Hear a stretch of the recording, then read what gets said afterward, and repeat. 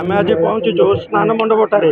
ଏହି ସ୍ନାନ ମଣ୍ଡପଠାରେ ବର୍ତ୍ତମାନ ଠାକୁରଙ୍କ ଗଜାନନ ବେଶ ଦେଖିବା ପାଇଁ ସନ୍ଧ୍ୟା ଆଳତି ଏବଂ ଦର୍ଶନ କରିବା ପାଇଁ ଭକ୍ତଙ୍କ ସମାଗମ ଦେଖିବାକୁ ମିଳିଛି ଏବଂ ଝିପିଝିପି ବର୍ଷା ସତ୍ତ୍ୱେ ଲୋକଙ୍କ ଗହଳି ଦେଖିବାକୁ ମିଳୁଛି ଏବଂ ଏହା ସାଙ୍ଗକୁ ଭଜନ ସନ୍ଧ୍ୟା ମଧ୍ୟ ଚାଲିଛି। କ'ଣ ରହିଛି ସ୍ଥିତି ଚାଲନ୍ତୁ ଦେଖିବା ଏହି ରିପୋର୍ଟରୁ। ସାର୍ କ'ଣ କହିବେ? ଆଜି ଗଜାନନ ବେଶ ରହିଛି, ଦେବସ୍ନାନ ପରେ ଏବେ ବର୍ତ୍ତମାନ ଠାକୁର ଗଜାନନ ବେଶରେ ଅଛନ୍ତି, ଆପଣ କ'ଣ କହିବେ?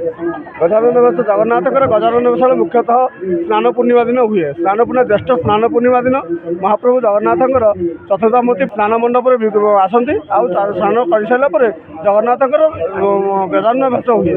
ଗଜାନନ ବେଶର ମୁଖ୍ୟ କାରଣ ହେଲା ଆମର ଦେବଦତ୍ତ ନାମ ରାଜା ଥିଲେ। ଦେବଦତ୍ତ ରାଜା ହେଲେ ଗଣେଶଙ୍କର ଅତ୍ୟନ୍ତ ଭକ୍ତ, ପ୍ରିୟ ଭକ୍ତ ଥିଲେ, ଗଣେଶ ଭକ୍ତ ଥିଲେ।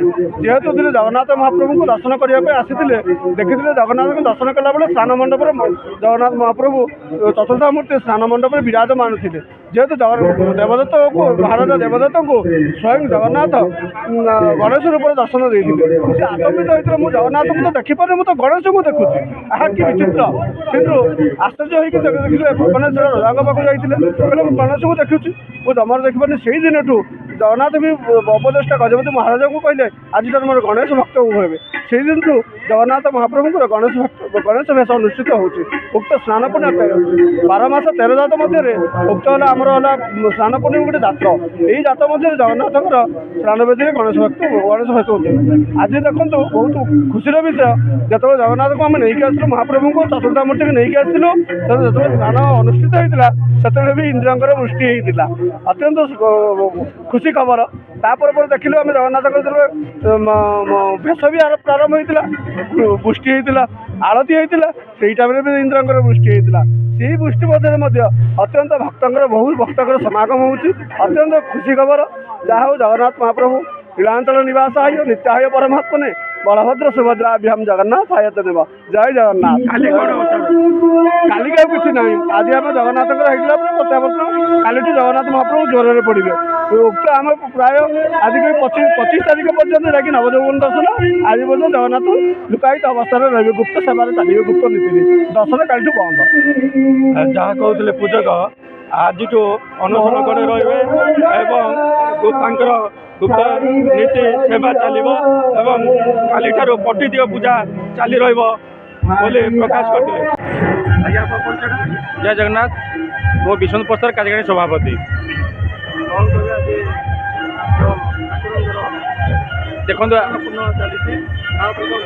ଦେଖନ୍ତୁ ଆଜି ପବିତ୍ର ଦେବସ୍ନାନ ପୂର୍ଣ୍ଣିମା। ଆଜି ପ୍ରଭୁ ଚତୁର୍ଦ୍ଧାମୂର୍ତ୍ତି ସ୍ୱୟଂ ଆଜି ସ୍ନାନ ମଣ୍ଡପକୁ ଆସି ଆଜି ଆମ ଦର୍ଶନ ଦେଇଛନ୍ତି। ଏହି ସ୍ନାନ ମଣ୍ଡପରେ ପ୍ରଭୁ ଆଜି ଗଜାନନ ବେଶ ହେଇଛନ୍ତି। ଗଜାନନ ବେଶରେ ଯଦି ଆପଣମାନେ ଦର୍ଶନ କରିବେ, ଆପଣଙ୍କର ଦୁଃଖ କଷ୍ଟ ଦୂର ହେବା ସହିତ ଘରେ ଶାନ୍ତି ବଜାୟ ରହିବ। ତେଣୁ ଏହି ପବିତ୍ର ଦିନକୁ ଆପଣମାନେ ଉପଭୋଗ କରନ୍ତୁ।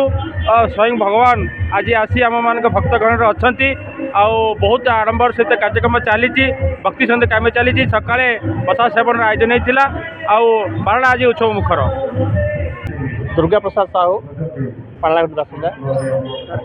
ଯେଉଁ ଠାକୁରଙ୍କର ଆଜି ଦେବସ୍ନାନ ରହିଛି ଏବଂ ବର୍ତ୍ତମାନ ସନ୍ଧ୍ୟା ସମୟରେ ଗଜାନନ ବେଶରେ ପ୍ରଥମ ଦର୍ଶନ କରିଛନ୍ତି। ଆଜିର ପବିତ୍ର ଅବସରରେ ମହାପ୍ରଭୁଙ୍କର ଯେଉଁ ଦେବସ୍ନାନ ପୂର୍ଣ୍ଣିମା ଅବସରରେ ତିନି ଠାକୁର ଆଜି ସ୍ନାନ ନୀତି ସବୁ ସରିଲା ପରେ ଗଜାନନ ବେଶ ହୋଇଥିଲେ ଏବଂ ସମସ୍ତ ଭକ୍ତଙ୍କୁ ଦର୍ଶନ ଦେଇ ମହାପ୍ରଭୁ ସମସ୍ତଙ୍କୁ ପୁରା ମାନେ ଅତ୍ୟନ୍ତ ଖୁସି, ସମସ୍ତେ ଭକ୍ତ ଦର୍ଶକ ବୃନ୍ଦ। ଏବଂ ବର୍ତ୍ତମାନ ନୀତି ଚାଲିଛି, କାଲିଠାରୁ ଅଣସର ଘରେ ପ୍ରଭୁ ରହିବେ ଆଉ ପଟିଦିଅଙ୍କର ଦର୍ଶନ ହେବ। ତେଣୁ ଏହି ଅବସରରେ ଆମେ ସମସ୍ତେ ଭକ୍ତବୃନ୍ଦ ଦର୍ଶନ କରି ଅତ୍ୟନ୍ତ ଖୁସି ଅନୁଭବ କରୁଛୁ। ଆଉ ତେଣୁ ଆଜି ଏ ଅବସରରେ ପବିତ୍ର ଜଳବୃଷ୍ଟି, ଇନ୍ଦ୍ର ଜଳବୃଷ୍ଟି ମଧ୍ୟ କରିଛନ୍ତି। ତେଣୁ ଏସବୁ ଭଗବାନଙ୍କ ଇଚ୍ଛା। ଭଗବାନ ଯେତେ ଶୀଘ୍ର ମନ୍ଦିର ନିର୍ମାଣ ହେବ ସେତେ ଶୀଘ୍ର ଆମେ ସମସ୍ତେ ଏ ଦିଗରେ ଚେଷ୍ଟା କରିବା ଆବଶ୍ୟକ ରହିଛି। ଜୟ ଜଗନ୍ନାଥ। ମୋ ନାଁ ହେଉଛି ଅଞ୍ଜନା ଦାସ। ମୁଁ ଏଠାକୁ ଆସିଛି ଦେବସ୍ନାନ ପୂର୍ଣ୍ଣିମା ଦେଖିବା ପାଇଁ। ଆଉ ଆମର ଓଡ଼ିଶାର ପରମ୍ପରା ହିସାବରେ ବର୍ଷକୁ 13 ପର୍ବ ହୁଏ। ସେଥିରେ ଦେବସ୍ନାନ ଗୋଟେ ପର୍ବ ଆମର। ଶ୍ରୀ ଜଗନ୍ନାଥଙ୍କୁ ଜ୍ୟେଷ୍ଠ ପୂର୍ଣ୍ଣିମା ଦିନ ଏହା କରାଯାଏ। ତାଙ୍କର ଶ୍ରୀ ଗଣେଶ ବେଶ, ଏଇଟା ଗଜାନନ ବେଶ ବୋଲି କହିବେ। ଆଉ ଏଇଟା ଆମର ଓଡ଼ିଶାର ପରମ୍ପରା ପ୍ରତିବର୍ଷ ଏପରି ହୁଏ। ୟା ପରେ ଭଗବାନ ଅନଶନ ଘରରେ ପ୍ରବେଶ କରିବେ। ସେଥିପାଇଁ ଆମେ ଆକୁ ସଂସାରର ସମସ୍ତ ଭକ୍ତଗଣ ଏଟାକୁ ଦେଖିବା ପାଇଁ ଆଗ୍ରହ ସହକାରରେ ଆସନ୍ତି। ମୋ ପରିଚୟଟା ରାଜୀବ ଲୋଚନ ପଣ୍ଡା। ହଁ, ମୁଁ ପାରଳାଖେମୁଣ୍ଡି ନିବାସୀ।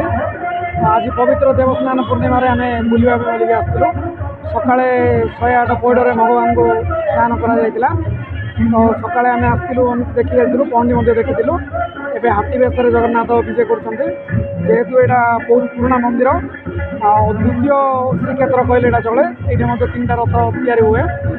ଜଗନ୍ନାଥ ପୁରୀରେ ଯେମିତି ଜଗନ୍ନାଥଙ୍କର ସେବା ନୀତି କାର୍ଯ୍ୟ ହୁଏ, ଏଇଠି ମଧ୍ୟ ସେମିତି ନୀତି କାର୍ଯ୍ୟ ହୁଏ। ଆଜି ବହୁତ ଭଲ ବର୍ଷା ବି ହେଇଛି, ଭଲ ପାଗ ବି ହେଇଛି। ତେଣୁକରି ବହୁତ ଲୋକ ଆଜି ଆସୁଛନ୍ତି। ରଜାଙ୍କର ଏଇଟା ମନ୍ଦିରଟା। ଏବେ ଜଗନ୍ନାଥ ମନ୍ଦିର କାମ ବି ଚାଲୁଛି। ତାପରେ କାଲି ଯେଉଁ ଭଗବାନ ଅନଶନକୁ ପଳେଇଯିବେ, ତାପରେ ରଥଯାତ୍ରା କାମ ଆରମ୍ଭ ହୋଇକି ରଥଯାତ୍ରା ଗୁଣ୍ଡିଚା ବାଟି ହେବ। ତ ସେଥିପାଇଁ ସବୁ ବୁଲିବାକୁ ଆସିଥିଲେ, ବହୁତ ଆନନ୍ଦ ଉଲ୍ଲାସରେ ଯାତ୍ରା। ଗଜପତିରୁ ବିମାନନ୍ଦ ବେହେରା, ରିପୋର୍ଟର ପୁରୀ।